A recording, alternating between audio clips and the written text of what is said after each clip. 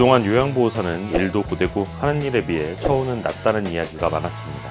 하지만 이번에 복지부에서 요양보호사가 다른 직업으로 활동할 수 있는 가능성을 열어주면서 요양보호사의 일은 줄어들고 급여는 더 받아갈 수 있는 기회가 생기게 되었습니다.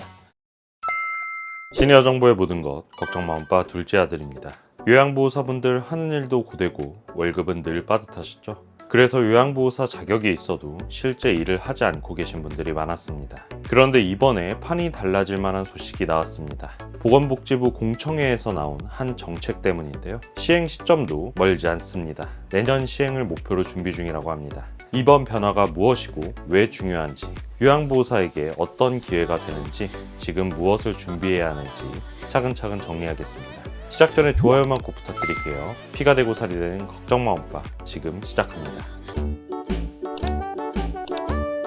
그동안 요양보호사는 일도 고되고 하는 일에 비해 처우는 낮다는 이야기가 많았습니다. 따라서 요양보호사 자격증을 따도 일을 하지 않는 이른바 개점휴업 상태가 대부분이었습니다. 또 요양보호사를 희망하시는 분들도 이거 맞나? 라는 생각에 자격증 취득을 미루셨던 분들이 많으실 것 같습니다. 하지만 이번에 복지부에서 요양보호사가 다른 직업으로 활동할 수 있는 가능성을 열어주면서 요양보호사의 일은 줄어들고 급여는 더 받아갈 수 있는 기회가 생기게 되었습니다. 어떤 정책인지 궁금하실 텐데요. 바로 말씀드리겠습니다. 그 정책의 내용은 이렇습니다. 보건복지부 공청회에서 의료중심 요양병원 500곳을 선정해 간병비 급여화를 추진하겠다고 밝힌 것입니다. 복지부의 핵심은 질 높은 간병 서비스를 제공할 수 있는 병원만 선정한다는 기준입니다. 정부가 밝힌 그대로 전해드리면 이렇습니다. 간병 인력 고용 형태는 직접 고용과 간접 고용 모두 허용합니다. 간병인 배치 기준은 4인실 기준으로 검토 중이라고 했습니다.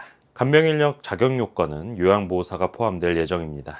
여기에 특정 교육을 이수한 인력도 포함될 수 있다고 했습니다. 즉 요양보호사의 생활지원사, 활동지원사 등 돌봄교육 이수자가 간병 인력에 들어올 수 있다는 뜻입니다. 여기서 요양보호사에게 중요한 포인트가 이어집니다. 발표 취지를 그대로 해석하면 간병 인력의 질과 운영 체계가 병원 표준으로 올라갑니다. 발표에서 밝힌 4인실 기준 배치는 현장에선 환자 4명당 간병인 1명 체계로 이해됩니다. 기존엔 1명이 6명 이상을 거의 24시간 떠맡는 경우가 흔했습니다. 이번 체계에선 8시간 3교대 운용이 예상됩니다.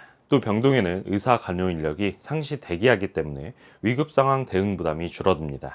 병실 구조와 동선도 환자 중심으로 정비됩니다. 화장실 동선이 짧고 식사 보조도 병동 시스템으로 나눠집니다.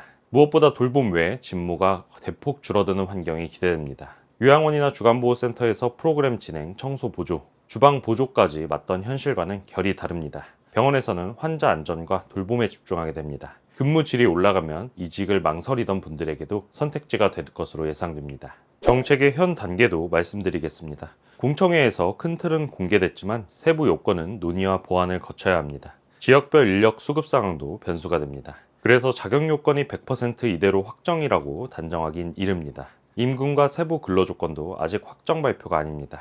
그럼에도 분명한 변화는 있습니다. 요양보호사, 생활지원사, 활동지원사에게 요양병원이라는 새로운 채용시장이 열린다는 점입니다. 선택지가 늘어나면 협상력도 달라집니다. 근무질을 중시하는 분들에겐 우선 진입이 유리합니다. 여기까지 들으시고 병원은 힘들다라고 생각하실 수 있습니다. 다만 이번에는 국가가 제도 설계와 관리 체계를 함께 깔고 들어옵니다. 교육전담 간호사 배치처럼 운영 품질을 구조적으로 끌어올리는 장치가 포함됩니다. 현장 포진이 올라가면 같은 노동이어도 근무 강도가 달라집니다. 요양보호사 경력의 인정 폭과 이동성도 넓어질 수 있습니다. 그래서 이번 조치는 요양보호사 분들께 선점할 가치가 큰 변화로 판단되고 있습니다. 또한 급여가 기존 요양보호사 대비 대폭 상향될 것으로 예상된다는 것도 커다란 장점이 될 것 같습니다. 일은 앞서 말씀드린 대로 줄어들 것으로 예상이 되고요.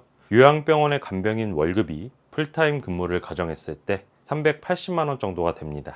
또 근무 여건에 따라 최대 500만 원까지 받아갈 수 있기 때문에 근무의 질과 보상이 모두 높아질 것으로 예상됩니다. 그럼 지금 당장 무엇을 준비해야 할까요? 현재로서는 아직 정확한 제도는 나오지 않았지만 미리 준비할 수 있는 것들이 있습니다.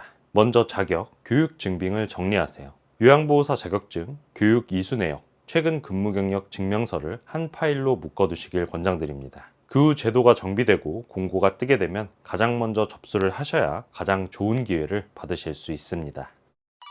오늘은 요양보호사의 요양병원 취직 확대에 대한 내용을 정리해드렸습니다. 결국 정부의 요양병원 간병비 급여와 그리고 요양보호사 자격 허용은 요양보호사의 근무질 향상을 암시하고 있습니다. 임금, 세부 조건은 확정 전이지만 채용 시장은 분명 열립니다. 요양보호사, 생활지원사, 활동지원사 여러분, 이번에는 망설이지 마세요. 먼저 움직이는 분이 좋은 파트와 스케줄을 가져갑니다. 경력 전환을 고민하셨다면 지금이 좋은 타이밍이니까요. 꼭 관련 내용 확인해 보시기 바라겠습니다. 앞으로도 관련 소식이 나오면 저희 채널에서 가장 빠르게 소식 전해드리겠습니다. 오늘 내용 도움되셨다면 저희 채널에 큰 힘이 되는 구독, 좋아요, 알림 설정 꼭 부탁드리겠습니다.